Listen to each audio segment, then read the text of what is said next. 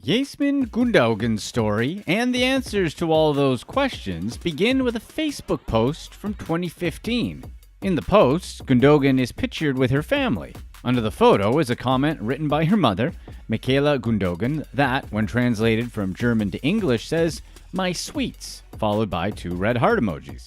Facebook profiles are typically mere highlights of someone's life, a literal snapshot into who they are and what they do. In Gundogan's case, her snapshot tells a far more complicated story. Many of Gundogan's photos feature her spending time with her family and friends, which Gundogan seems to have in bulk. In almost all the images Gundogan posted in 2015, she had a warm, gregarious smile along with several pics with puckered lips, and she almost always wears a party dress. The photos are fuzzy, but show Gundogan dressed up, standing, or sitting next to her family and friends. In the photos, Gundogan was usually eating a dinner at a restaurant, sometimes for a family gathering, or partying at a bar with friends, where other people dance in the background with colorful drinks in hand. The color composition was often altered by Instagram photo filters of Gundogan's choice. In the foreground, Gundogan beams like any other extroverted 20-something-year-old having fun on a night out in the mid-2010s. Her smile and kissy face is not showing a hint of criminal in their vivacious charm. However, there was another side to Gundogan besides the Facebook version she perpetuated, a side that makes the crimes committed seem even stranger than before. Occasionally sprinkled in amongst Gundogan's selfies and candid shots are images depicting religious objects like the Quran, overlaid with quotes discussing issues dealing with Islam. Gundogan, who is part Turkish, appears to be a passionate Muslim.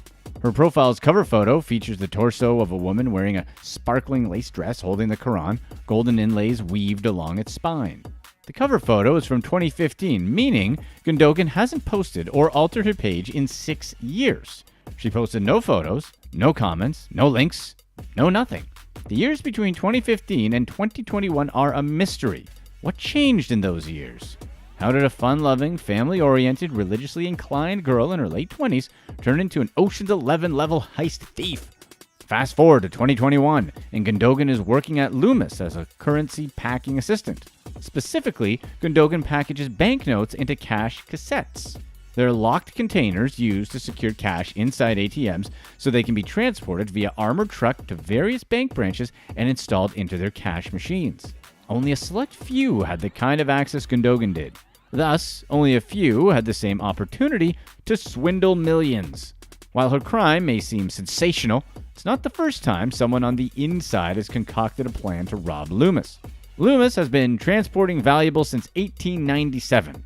Lee Loomis took advantage of the Alaskan gold rush in the late 19th century by transporting supplies and miners to golden rivers of Alaska on guarded dog sleds. Riding on his success in Alaska, Loomis continued to grow his company, eventually branching out to money transportation. He applied the same amount of care he gave to the gold miners, and the rest is history.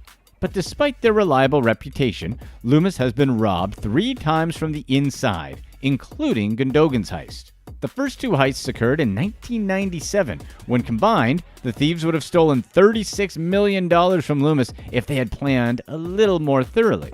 The first attempt involved a regional vault supervisor loading an armored Loomis car up with $17 million and transferring said money to vehicles owned by the perpetrators. On paper, the heist seemed like a clever idea straight out of the Italian Job. However, the vault supervisor and his associates were later caught by authorities. The second heist of 1997 was conducted by an American armored car driver who handcuffed 2 of his co-workers, left them at 2 different locations, and made off with $18 million in cash packed inside his Loomis car. After getting away, the driver stopped by a storage shed and hid the money before fleeing to Mexico. When he returned to the States a year later, authorities welcomed him home with handcuffs and criminal charges. Both heists ultimately failed. They were complex and creative, but could not be pulled off in the end. It's unlikely Gundogan found any Ocean's 11-style fountains to stand in front of while driving away from her former job, $10 million in tow. What's important, though, is that unlike her male predecessors, Gundogan got away, at least for the time being. Her heist began on a Friday. Gundogan showed up for work like usual, going to the same area as always, the room containing the cash cassettes. This time, Gundogan shook things up a bit. Instead of placing the banknotes into the cassettes, Gundogan packed $10 million into money-carrying bags and threw them into a rolling trash can. Her co-workers were walking around the facility, so Gundogan covered the bags with trash and rolled them outside, appearing to be just another employee taking out a full can of garbage. Nothing suspicious, except for the getaway van she rented to transport the money. Similar to the trash can, the Mercedes Vito didn't look suspicious at first glance unless you happen to know the license plate belonged to a stolen car. Nevertheless, no one batted an eye as Gundogan loaded up the security bags, stuffed with bills, and hightailed it out of Loomis in her rented Vito, vanishing like a Las Vegas magician. 4 days later, Loomis employees took the cash cassettes, injected them into the money machines, and after testing the machine, realized the cassette was empty. Ta-da! Loomis notified German law enforcement, and a search ensued. Several weeks passed, and authorities found no trace of Gundogan, forcing them to launch a public search. As of now, Germans all across the nation were alerted to be on the lookout for a woman in her late 20s, early 30s, brown eyes, straight brown hair, and possibly carrying around $10 million. Authorities started sifting through potential accomplices. Past heists usually took multiple people to pull off. In '97, the first heist required several people, while the second heist was a solo mission. So investigators were left with a toss-up until they found a suspect who was quickly proven to be an accomplice to Gundogan. Very little information about this accomplice has been released to the public. Investigators are currently withholding information on any suspects involved with Gundogan's heist.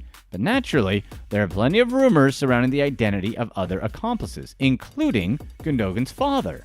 So far, the only public information on Mr. Gundogan are some comments he made to the media in response to his daughter's heist. He expressed how he could not take the pain anymore. Gundogan's entire family was devastated by the news. The girl they grew up with had disappeared with $10 million, and they'll probably never see her again. Mr. Gundogan is probably feeling the most pain of all, since he was the one who helped YASEMIN get the job at Loomis, where he works as an armored car driver. Though he may seem like a potential accomplice, Mr. Gundogan has come out clean after being investigated by German authorities. Investigators have instead altered course towards another potential source of information. So far, they're only rumor. Gundogan's friends and co-workers have been talking, and the rumors may have some merit based on these conversations. They potentially explain the mysterious girl we saw earlier on Facebook and how she pulled the heist off, with help from someone on the outside. Gundogan's friends seriously doubt she planned the heist herself. The reason they give is quite blunt. According to investigative interviews, Gundogan's friends claim she was not smart enough to orchestrate the heist. While the plan may seem easy on the surface, you walk in, take the money, shove it in the bag, camouflage it under trash, roll it out, and take the cash home, Loomis employees insist the plan was not that simple. They allege the process of moving the $10 million was the part that required the most brain power. Power Gundogan's friend says she lacks. Everyone that knows her insists Gundogan was not smart enough to pull the heist off successfully. One former friend says with 100% certainty someone else masterminded the plan and Gundogan was just following instructions. Without the $10 million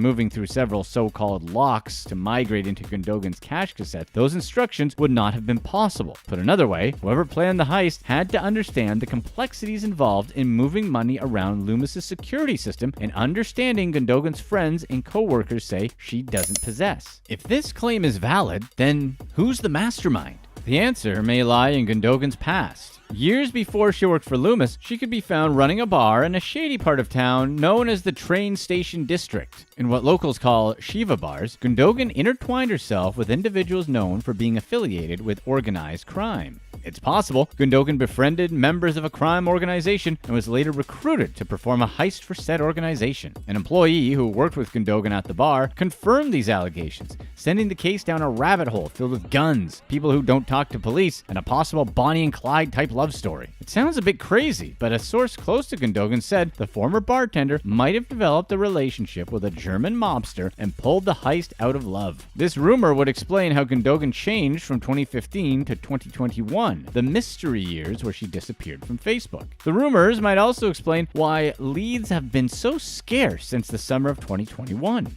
Criminal organizations are not easy to investigate. If Gundogan worked for one such establishment, she might never be found, leaving her case unsolved. Only time will tell. As authorities continue to investigate potential accomplices, we as observers can only wonder where she disappeared and ask the question, will she ever be found? Or will Yasmine Gundogan drive off into the sunset in her rented Mercedes Vito? Click here to watch one of these next videos. And let us know in the comments section what you would rather do. Take $10 million to never see your friends and family again, or turn down the money and live your normal life.